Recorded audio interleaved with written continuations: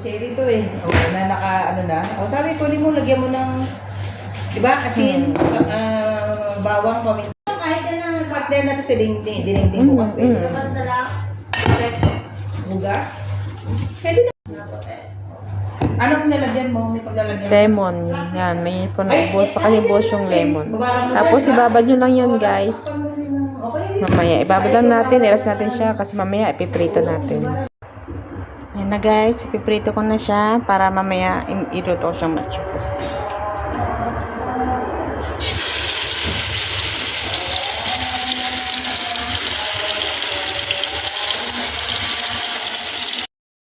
Iba mo lang lasa ng bilang. Ito na yung babae ko.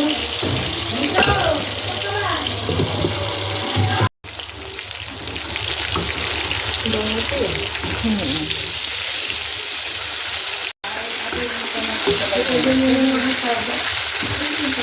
Ang naprito yung isda. Ayan na. Kaya ngayon, igigisa ko na po siya. Sibuyas, laurel, kamatis, bawang, bell pepper, black lemon, sili, tsaka tuya. Tapos, ito pong star anise, black pepper, kurkum, curry powder, kusbara powder, cumin, tsaka yung cinnamon powder, tsaka yung hilua. Ito nyo guys ng isda, huwag nyo itatapon kasi yun ang gagamitin natin panggisa sa regado. Yan po yung mantika niya. Yan po ang gagamitin ko na panggisa. Mantika ng isda guys.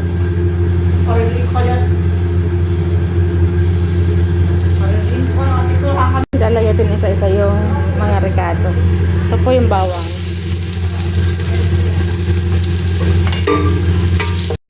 Laurel. Tapos sibuyas.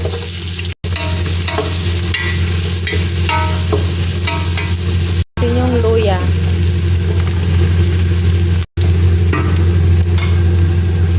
Bell pepper. Tapos yung kamatis. Yung sili. Hayaan nyo lang po guys na maluto. Masangkot sa yung lahat ng rekado. Yan, pagkakulo.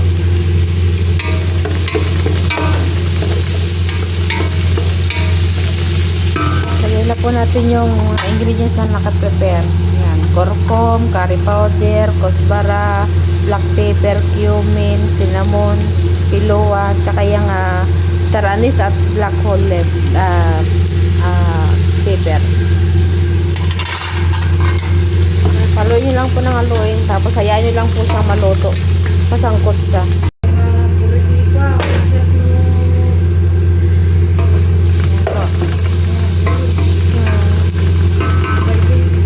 Lagyan natin siya ng tubig. Hayaan nyo lang siyang kumulo guys hanggang sa maluto yung lahat ng mga rekado. Tapos mamaya ihulog natin yung isda. Yan, lagyan po natin ng black lemon at saka ng magic. Natin ng asin.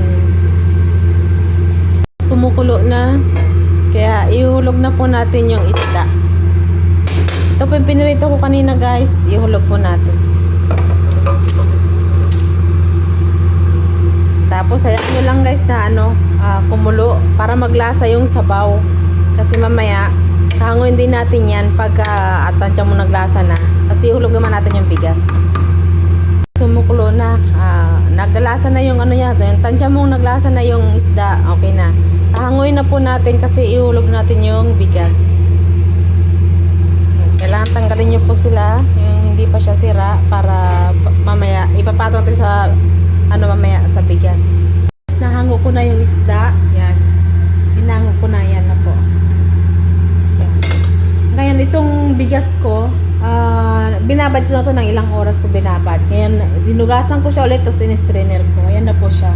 Ngayon ihulog na po natin siya dun sa tubig. Yun po yung pinagtanggalan ng isda.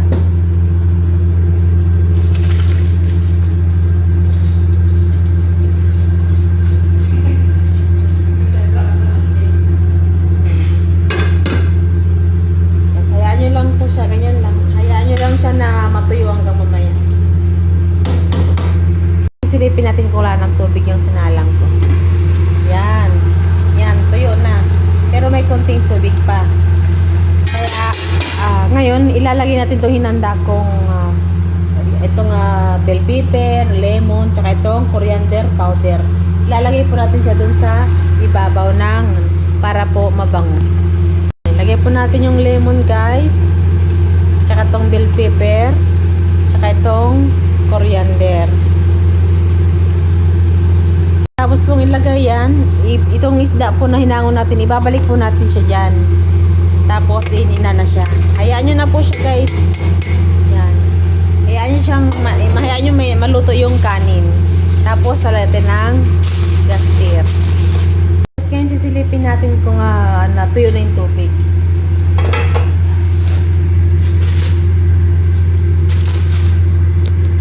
Yan po, tuyo na. Tuyo na yung tubig. Ngayon, meron po akong hinandang ito, oil. Qatar oil, butter, kahit anong oil, lalagay nyo po sa loob. Tapos meron po akong paham na ilalagay. Po. Pagkalagay ng paham, tatakpan po natin kaagad ng aluminum foil. Para mabango po siya. Ito po yung paham.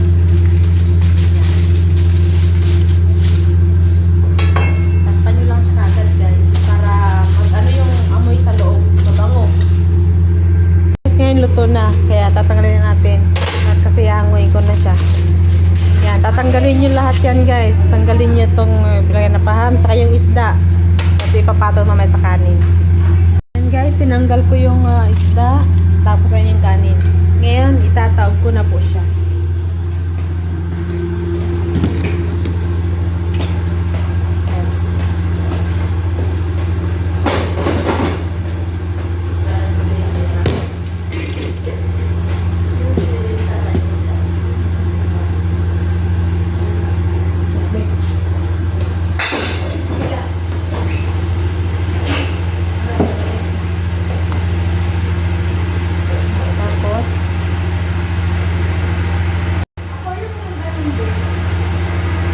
Sipato nyo lang siya, tapos itong coriander powder or coriander na fresh yan. Tapos lagyan nyo ng onion, fried onion. Yan lang po kasi para mabango po siya. Yan na po yung pinaka niya. Yan, ready to serve na po.